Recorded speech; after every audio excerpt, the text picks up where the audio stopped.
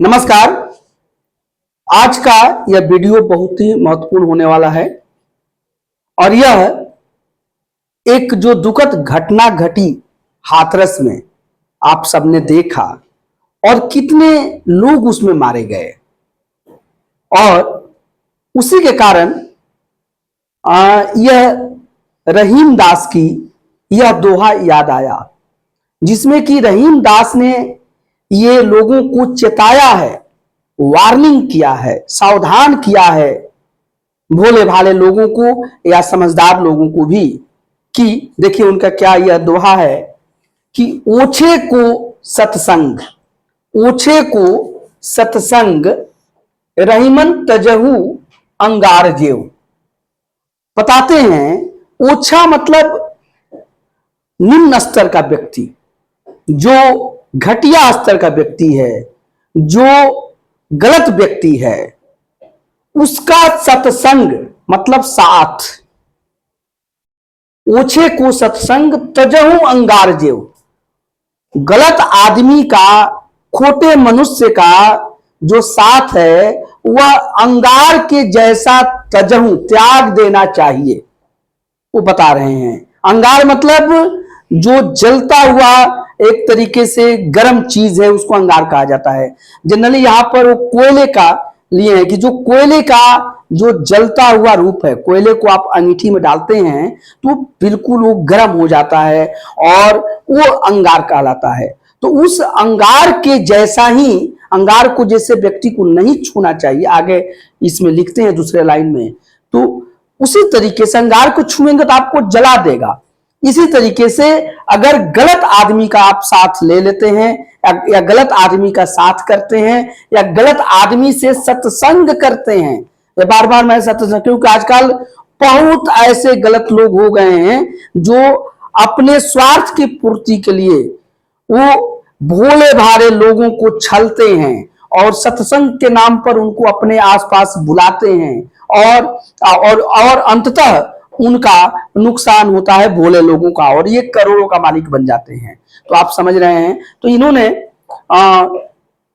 इसको बहुत ही व्यापक रूप में बताया कि चाहे वह कोई व्यक्ति हो जो बहुत बड़ा सत्संग चलाता हो या कोई ऐसा भी व्यक्ति हो जो गलत हो, तो उसका साथ मत रहिए। सत्संग का मतलब साथ भी होता है, साथ, तो उनका संग मत कीजिए और उसको गलत आदमी का साथ नहीं करना चाहिए और उसे जलते हुए अंगार के जैसा त्यागना चाहिए, यानी छूने से त्यागना चाहिए। क्योंकि तातो जा रही अंग, क्योंकि अंगार को आप छुएंगे, तातो मतलब गरम, तात मतलब यहां पर गरम से सेंस है, लहकता हुआ गरम, कि गरम अंगार को अगर छुएंगे या हाथ में लेंगे या शरीर से छुएंगे तो क्या होगा?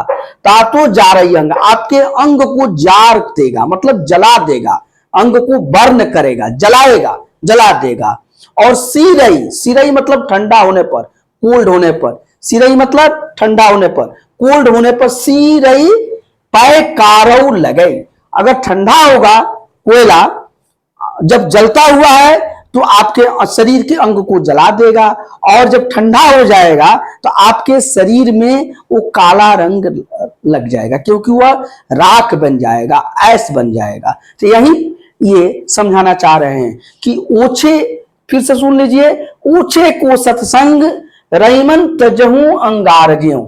रहीमन कहते हैं, रहीम दास कहते हैं कि ओछे का सत्संग, गलत लोगों का के सत्संग को, गलत लोगों के साथ को आप जैसे कोयले का अंगार है, उसको जलता हुआ जो अंगार है वैसा ही आप त्याग दीजिए। क्योंकि अगर वो गर्म है, तातो जा रही अंग, अगर गर्म है तो आपके शरीर को जला देगा, अंग को जलाएगा जहां से वो टच करेगा। और सिरई पे कारौ लगे, और सिरई होने पर यानी कि ठंडा जब हो जाएगा तो वह आपके शरीर को काला कर देगा। तो दोनों तरीके से वह आपको नुकसान पहुंचाएगा। तो ये एक तरीके, ये एक उदाहरण के रूप में उसको बताते हैं।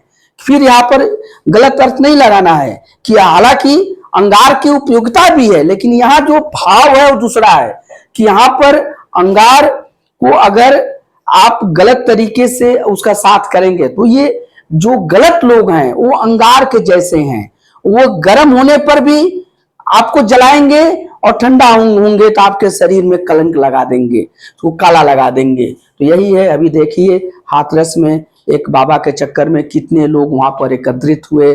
बाबा अपने को ब्रह्मांड का परमात्मा कहता था, और जब सभी लोग मुसीबत में पड़ गए तो बाबा आज अभी तक अंडरग्राउंड है, पुलिस उसको ढूंढ रही है।